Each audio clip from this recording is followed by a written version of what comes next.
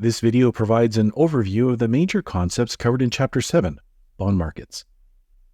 Bonds play an important role in facilitating the flow of long-term debt from surplus units or investors to deficit units or borrowers.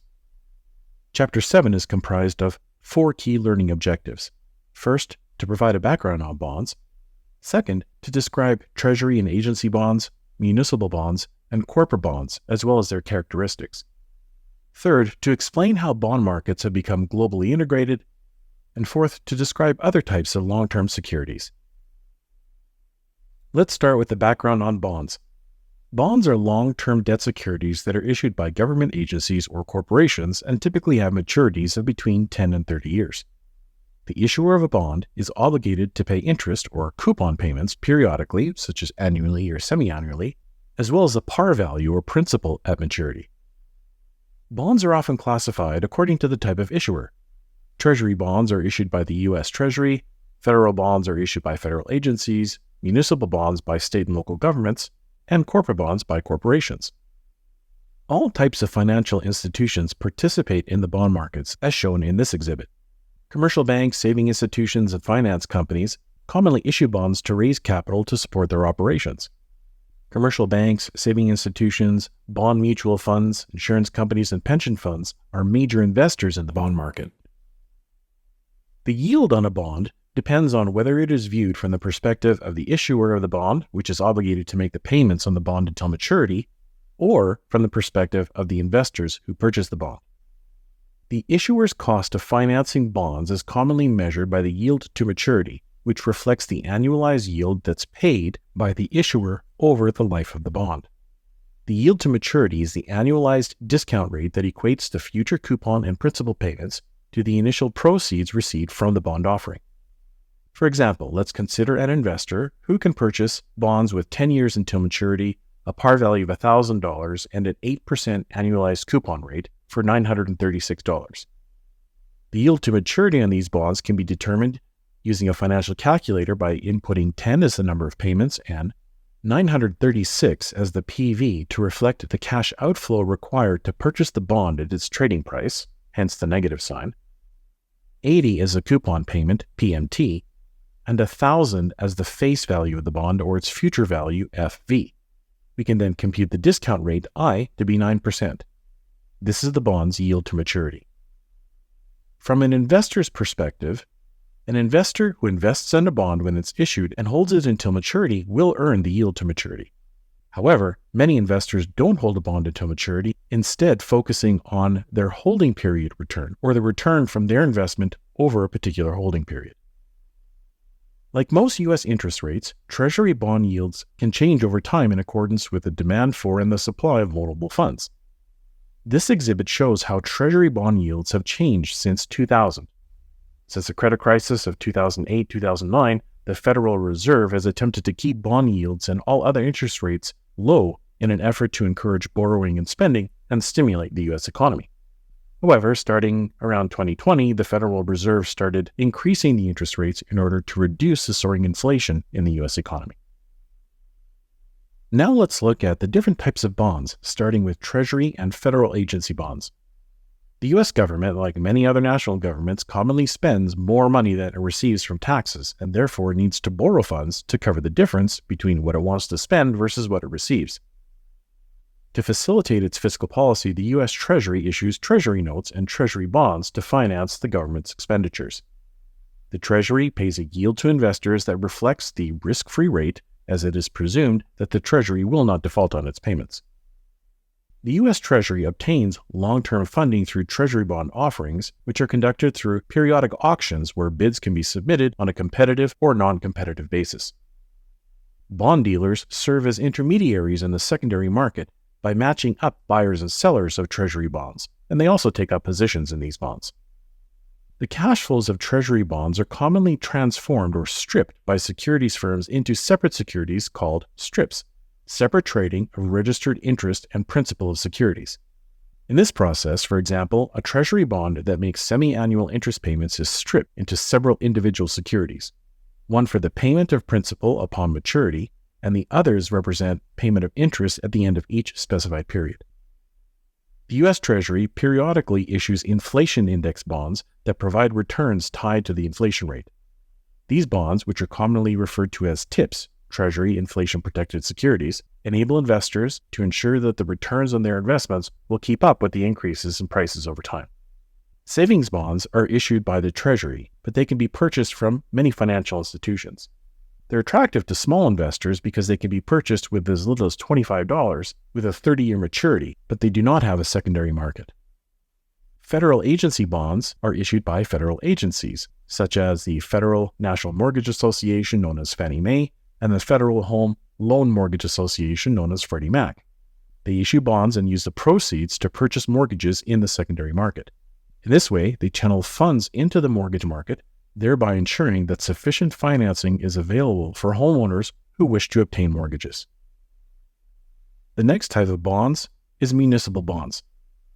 Like the federal government, state and local governments frequently spend more than the revenues they receive.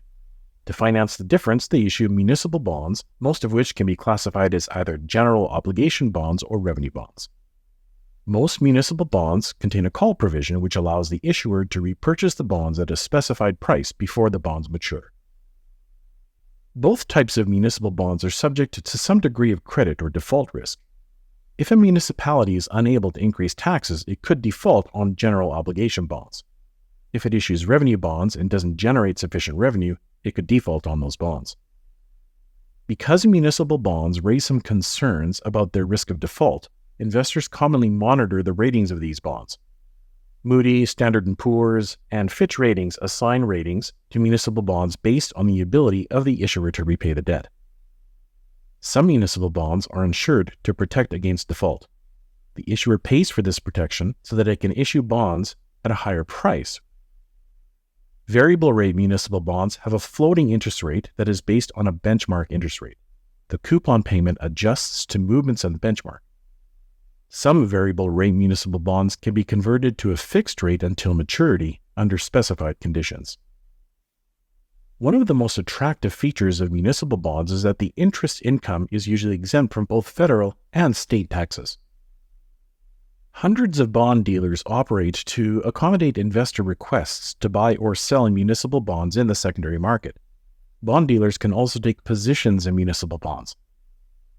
The yield offered by a municipal bond differs from the yield on a treasury bond with the same maturity for three reasons. First, the municipal bond must pay a risk premium to compensate for the possibility of a default. Second, the municipal bond must pay a slight premium to compensate for being less liquid than treasury bonds with the same maturity.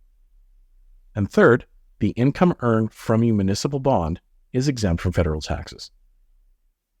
The third type of bonds are those issued by corporations. Corporate bonds are long-term debt securities issued by corporations that promise the owner coupon payments or interest on a semi-annual basis, typically. The minimum denomination is $1,000 and their maturity is typically between 10 and 30 years.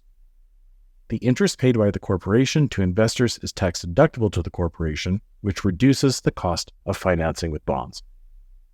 Corporations commonly issue bonds through a public offering by hiring the securities firm to underwrite the bonds. The yield the corporations pay to investors on some bonds is highly dependent on the market interest rates at the time of the placement. Some corporations attempt to time their bond with offerings when market interest rates are low so that their cost of financing with bonds will be low. Some corporate bonds are privately placed rather than sold in a public offering. A private placement does not have to be registered with the SEC. Small firms that borrow relatively small amounts of funds may consider private placements rather than public offerings, as they may be able to find an institutional investor that will purchase the entire offering. Corporate bonds are subject to the risk of default, and the yield paid by corporations that issue bonds contains a risk premium to reflect that credit risk.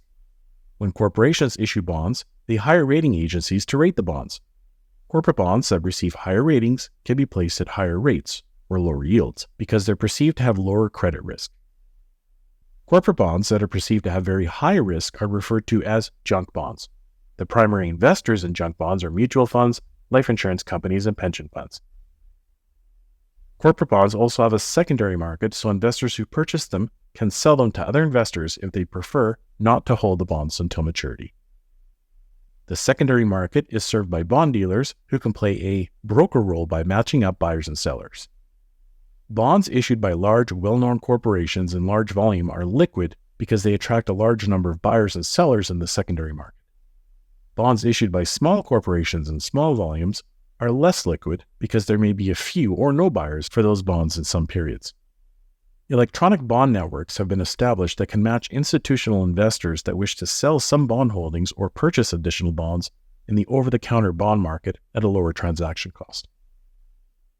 Individual investors buy or sell corporate bonds through brokers who communicate the orders to bond dealers. Orders to buy and sell corporate bonds are increasingly being placed online at brokerage websites where the pricing of bonds is more transparent online because investors can easily compare the bid and ask spreads among brokers. Corporate bonds can be described in terms of several characteristics. The bond indenture is a legal document specifying the rights and obligations of both the issuing firm and the bondholders. Bond indentures frequently include a sinking fund provision, which is a requirement that the firm retire a certain amount of the bonds each year. This provision is considered to be an advantage to the remaining bondholders because it reduces the payments necessary at maturity. Bond indentures usually place restrictions on the issuing firm called protective covenants that are designed to protect bondholders from being exposed to increasing risk during the investment period. Most corporate bonds include a provision allowing the firm to call the bonds. A call provision usually requires the firm to pay a price above par value when it calls its bonds. Bonds can be classified according to whether they are secured by collateral and by the nature of that collateral. Low coupon bonds and zero coupon bonds are long-term debt securities that are issued at a deep discount from par value. Investors are taxed annually on the amount of interest earned, even though much or all of the interest will not be received until maturity. Variable rate bonds, also called floating rate bonds, are long-term debt securities with a coupon rate that's periodically adjusted. A convertible bond allows investors to exchange the bond for a stated number of shares of the firm's common stock. Firms can issue corporate bonds to finance the restructure of their assets and to revise their capital structure. Such restructuring can have a major impact on the firm's degree of financial leverage and the potential return to shareholders, as well as the risk to shareholders and bondholders. A leveraged buyout involves the use of debt to purchase shares and take the company private. The proceeds from the debt are used to buy the outstanding shares of stock. Corporations commonly issue bonds to revise their capital structure towards debt, which is usually perceived to be a cheaper source of capital than equity, as long as a corporation can meet its debt payments. Corporate bonds are sometimes packaged by commercial banks into collateralized debt obligations, or CDOs, in which investors receive the interest or principal payments generated by the debt securities. Investors who purchase a CDO are essentially investing in a diversified portfolio of debt securities. The CDO is backed or collateralized by the assets that were purchased with the proceeds from issuing the debt. The next concept in the chapter relates to the globalization of bond and loan markets. In recent years, financial institutions such as pension funds, insurance companies, and commercial banks have often purchased foreign bonds, commonly referred to as sovereign bonds. Because of the frequent cross-border investments in bonds, bond markets have become increasingly integrated among countries. One of the most important global markets is the market for government debt. In general, bonds issued by foreign governments are attractive to investors because of the government's ability to meet debt obligations. The last concept in the chapter describes other types of long-term debt securities such as structured notes, exchange-traded notes, and auction-rate securities. Some firms choose to borrow funds by issuing structured notes, where the amount of interest and principal to be paid is based on specific market conditions. The amount of the repayment may be tied to a treasury bond price index, or even a stock index or particular currency. Exchange-traded notes, or ETNs, are debt instruments in which the issuer promises to pay a return based on the performance of a specific index after deducting specified fees. The debt typically has a 10 to 30-year maturity and is not secured by assets, which means that investors are subject to default risk. Auction-rate securities have been used since the 80s as a way for specific borrowers to borrow for long periods while relying on a series of short-term investments by investors. Every 7 to 35 days, the securities can be auctioned off to other investors, and the issuer pays the interest on the new reset rate to the winning bidders.